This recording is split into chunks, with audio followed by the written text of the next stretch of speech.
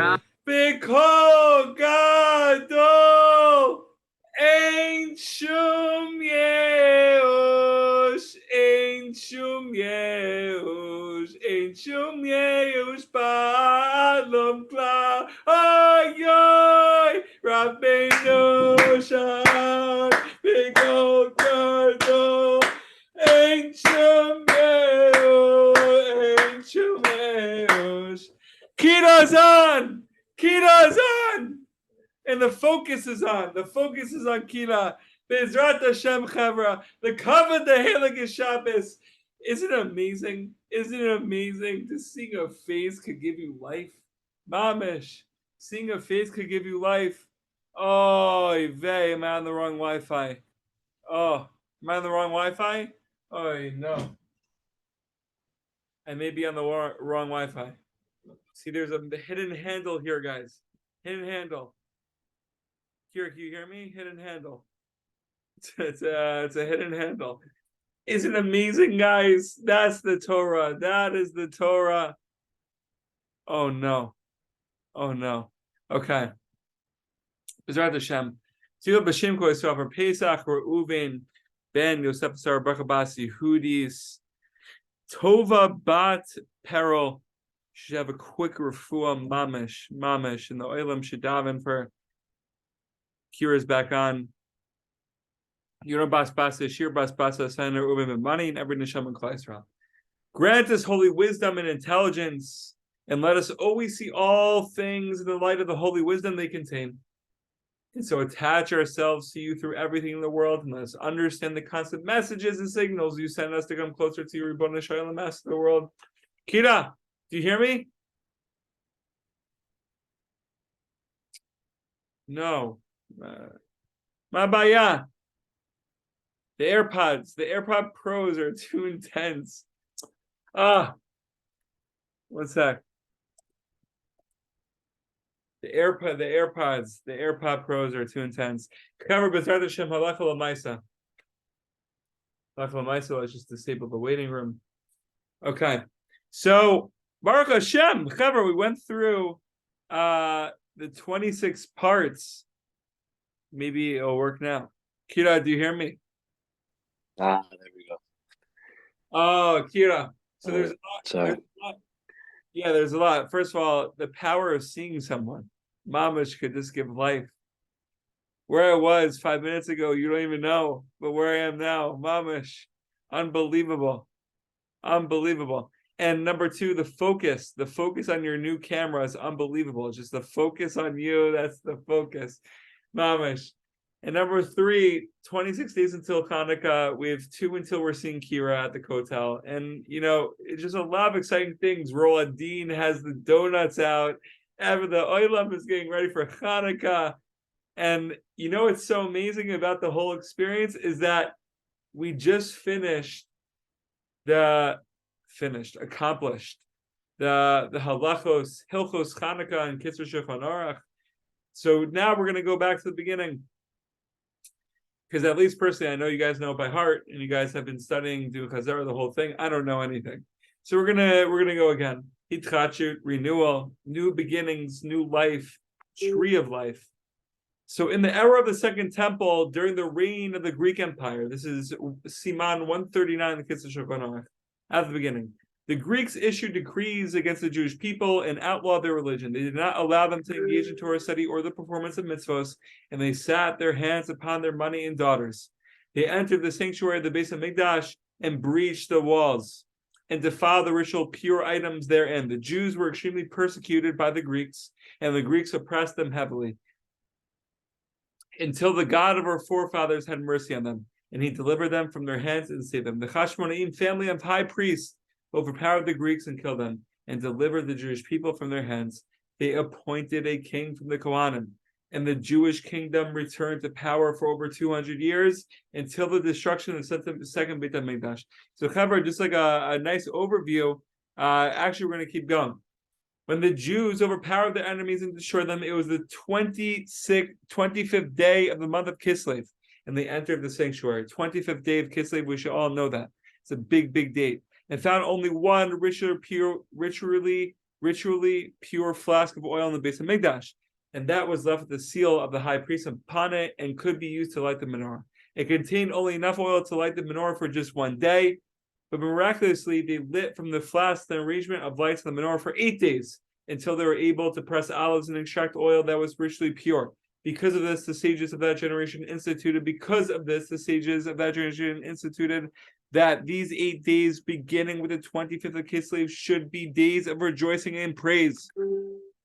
So what do, Chavra? We kindle lights in the evenings and at the doorways of the houses every night for the 8 nights of Hanukkah to display and publicize the miracle. So B'ezrat Hashem, just a nice overview of a brief overview of Hanukkah, and we'll get back to the first halacha in Kislev Shulchan Aruch. So Chavra, Chapter 1, Mishnah 11. Chapter 1, Mishnah 11. Kira is ready to go to be fresh, and we got to go weiter. So, if Talon Omer, okay, scholars, be careful with your words, lest you incur the penalty of exile and are banished to a place of evil waters. Cover this is very scary stuff. The disciples who come after you will then drink from them and die, and thus the name of heaven will be desecrated. So Rabbi Nachman says right off the bat, based on Likutei Maran, that scholars should be careful with their words. If you lack mature understanding of your Torah study, says Rabbi Nachman, you should not lecture on them in public. This is also true if you have no new insight to offer. Although the Holy One surely delights in all words of Torah, you should speak only about matters that are clear to you, as our sages comment on the verse in Proverbs, say to wisdom, you are my sister. Meaning, if a matter is as clear to you as your sister's impermissibility, you may speak of it, but if not, keep silent. So Rav Nachman is quite clear of the threshold for scholars. For scholars, it's very simple. But also, I want to touch upon the evil waters for a second. So the art scroll in Pirkei Avot gives this nice metaphor to what it means by the toxic evil waters. That water is a metaphor for Torah, and it is pure and clear ideas. We know this in Tanis. We actually went through this the other week. The second Tanis, we went inside at the beginning of one of the Chaburas. Hence, heresy, the antithesis of Torah, is referred to as evil waters, right? And that's exactly what the Mishnah is stating here in Mishnah 11. Evil waters, right? The penalty of exile and banished to a place of evil waters. Although both types of water share a similar outward appearance in the sense that they may be dealing with the same issues, one is the elixir of life and the other is a bitter toxin. So Chabra, this is a really big deal. This is a really big deal because what are we, in a sense, we're all scholars, right? We're all Hasidim and we're all scholars at the same time. We have so much to share. We all have Aleph to share. But at the same time, we're seeking the wisdom in every single person. Right? We want to have those eyes. We want to have those ears. But what are we spreading? Are we spreading the tree of life or are we spreading the tree of knowledge?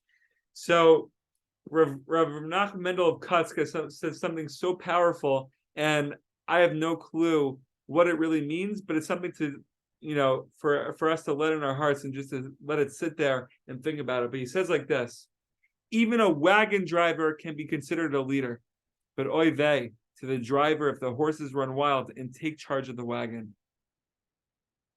So it's a very deep saying.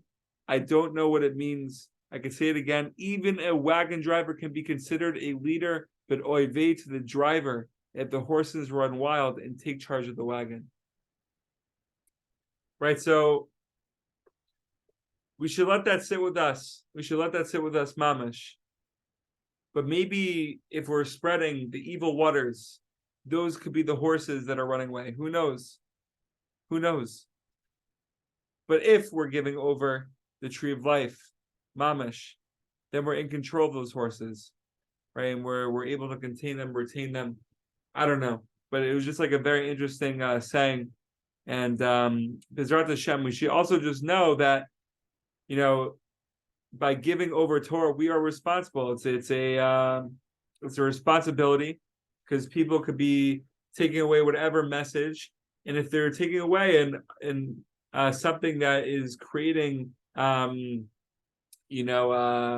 disasters and crazy acts and crazy thoughts, makes the person crazy, which makes another person crazy. Like the cycle that one could be creating is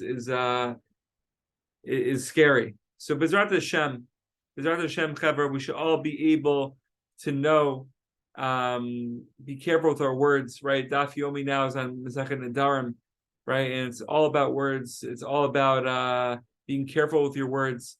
And the same reason why the Beit HaMikdash was destroyed, because of Lashon Hara, the same way it could be rebuilt. So Bezrat Hashem, we should have holy words.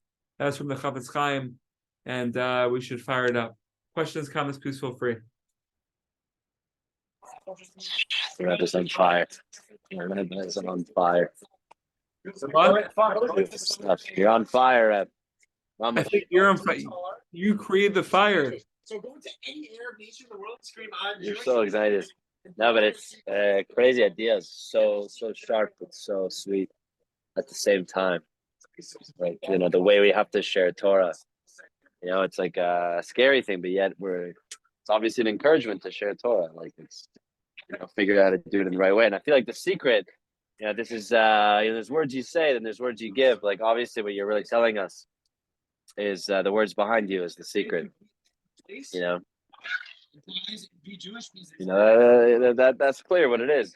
You're talking about, it gets very scary. You try and repeat the Torah of a Rebbe that you just heard. You hear a fiery shear on Cholvad from Rav Yair.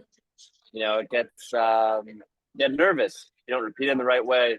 Might be evil waters. Might even be stolen waters. Whole other sugya. That's a whole nother sugya that I am the biggest victim of. It's crazy. No, there's I didn't even mean necessarily like that. No, you're allowed to share, as long as you give the credit like you always do. But I don't want to get sidetracked. But like you just mentioned, it's very interesting. Like the proof you gave for evil waters being about sharing Torah in the wrong way, was that we know that Torah is known as Mayim as well. So it's like wherever we see Mayim, it must be a type of Torah. It could be a conclusion you can make from that. So it reminded me, that it's not that I know it. I just happen to know this one part. Like in Sanhedrin, last sentence of the chapter 8, Mayim ganavim yimtaku b'lechem sacham yinam. Mayim ganavim yimtaku. Stolen waters are sweet. So that was the sentence I was referring to.